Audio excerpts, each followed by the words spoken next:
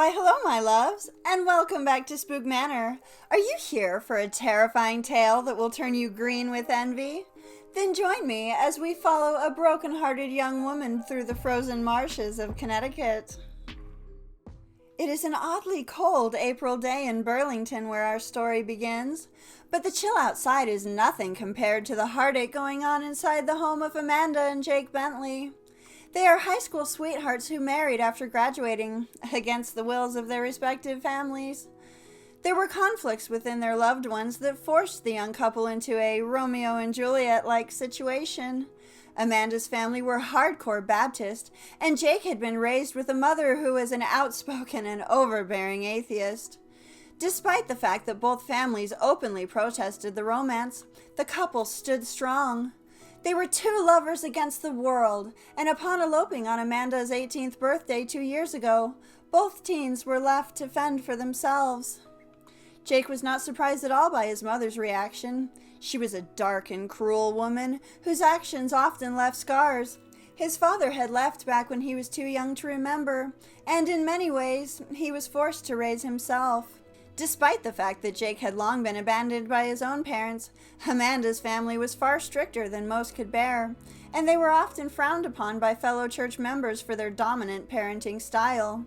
They had better ideas for Amanda than what she wanted, and a troubled teenage boyfriend didn't fit their long-term plans.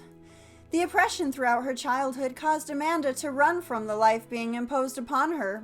She found independence and happiness with Jake. All she cared about in the whole world was simply being in love with him. But the tensions of being young and broke grew heavy on them. They struggled to get by on their own. Neither had a college education, and Jake juggled night classes at the tech school with work during the day. Amanda searched incessantly for a decent job, but to no avail. She began to miss Jake horribly as she sat alone on those long winter nights that he had classes.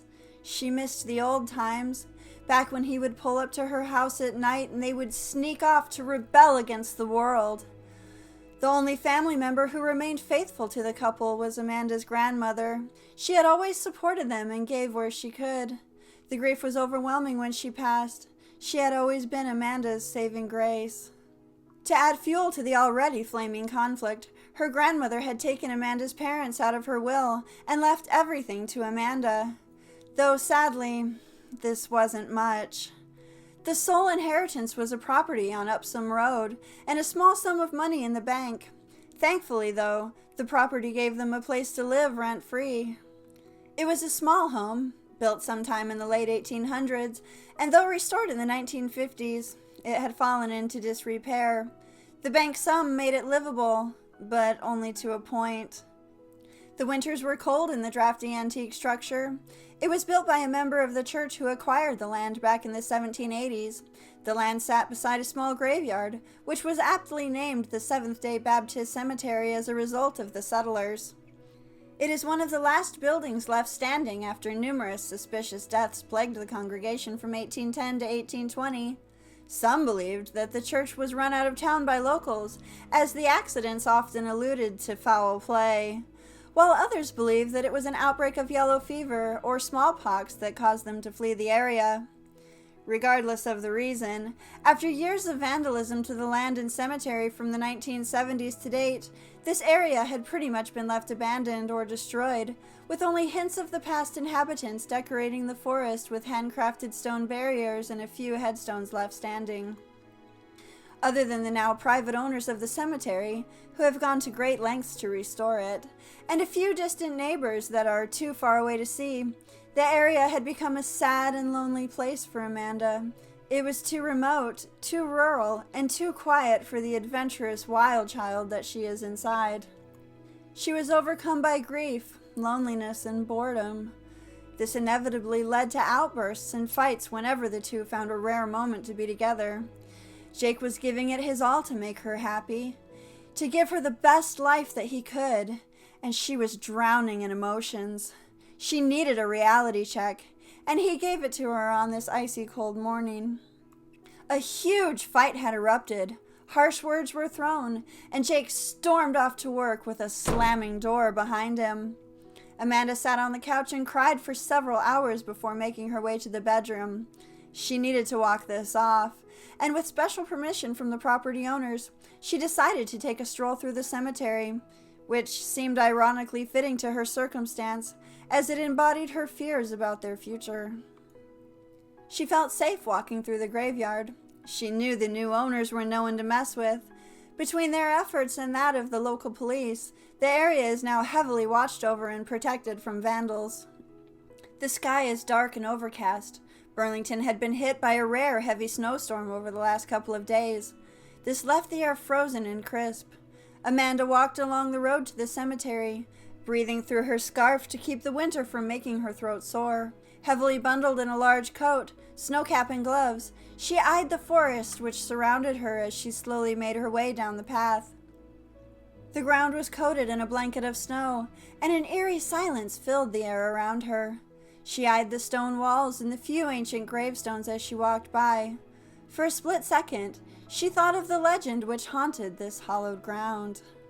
She wondered about the Green Lady known to walk these woods and float through the desolate graveyard, the whispers and stories of her graceful beauty, a woman in green who is said to have been betrayed by her lover and buried here. A gentle snow began to fall, and Amanda stopped for a second to wonder where the grave of the lady might be. Known as Elizabeth Palmiter, her headstone had been stolen back in 2010, and to the best of her knowledge was never recovered or replaced. It seemed best to let the woman rest without the concern of legend trippers disturbing her final resting place. She thought about what people said regarding the woman's death. On the 12th of this very month in 1800, Elizabeth's husband Benjamin had left during a rare freak snowstorm, much like the storm they had been suffering through the last several days. They needed supplies, and yet he didn't return.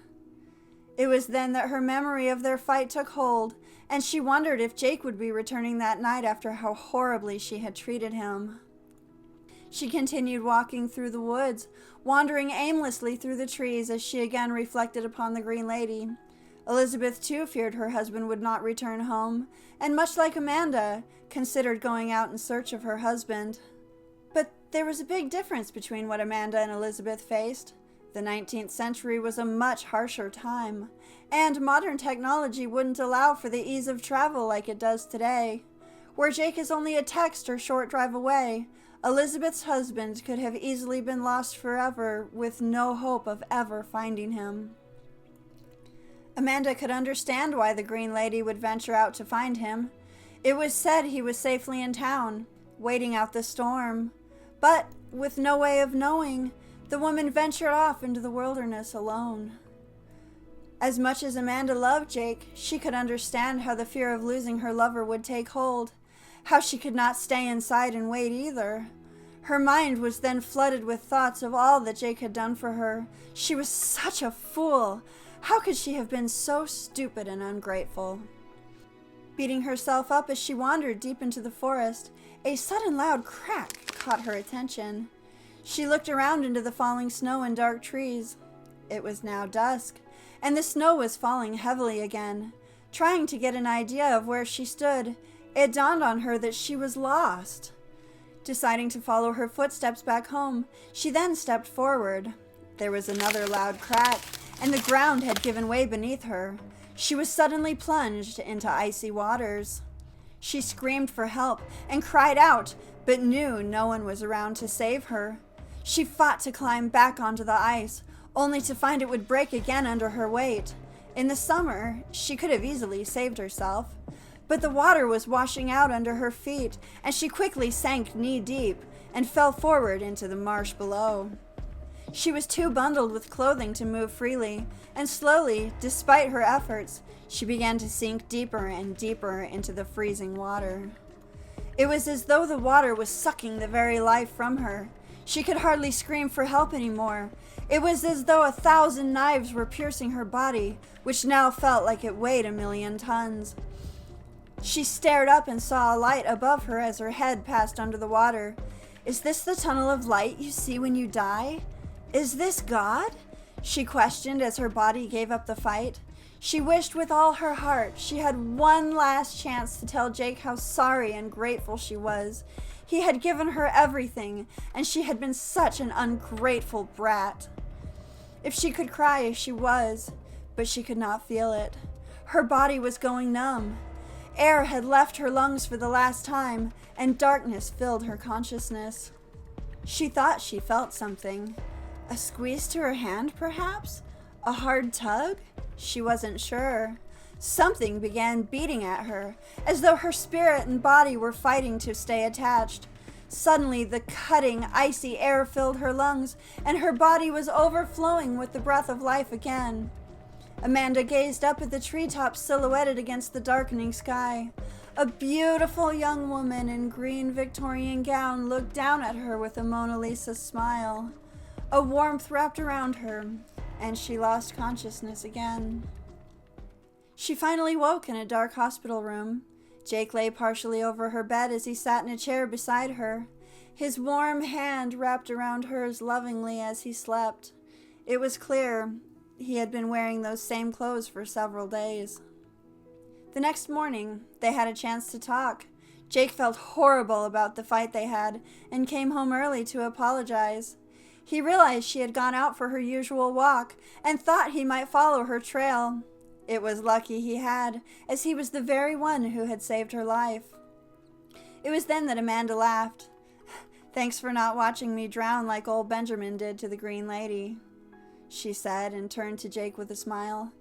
But the smile quickly dropped from her face. Jake went pale as he stared at her blankly. "Why would you bring that up?" he asked almost accusingly. Shocked by his reaction, Amanda paused for a long moment before answering. "I thought I saw her when I was drowning. She was so loving, like she wanted to comfort me." She trailed off and looked down at her breakfast. Jake took a deep breath for a moment before staring out the large window and said, "I was able to follow your trail to the cemetery, but the snow had gotten so deep that I lost you. I could hear a faint sound of a woman singing or calling for help, but it didn't sound like you. I noticed a green mist off in the distance through the trees and followed it. It would fade in and out, and would even get really bright against the white snow at times. Sometimes I would see a person. It looked like a lady in a long emerald green dress, and then it would change to look like you. I lost it for a bit, and then noticed what looked like a light, a candle lantern hanging in the trees a few feet away. Once I finally got close to it, it vanished behind a tree, and I found you." Jake sat contemplating for a long moment. Throughout their entire relationship, he had never spoken about the afterlife or his personal beliefs. Amanda could see the fear in his eyes, and she spoke softly.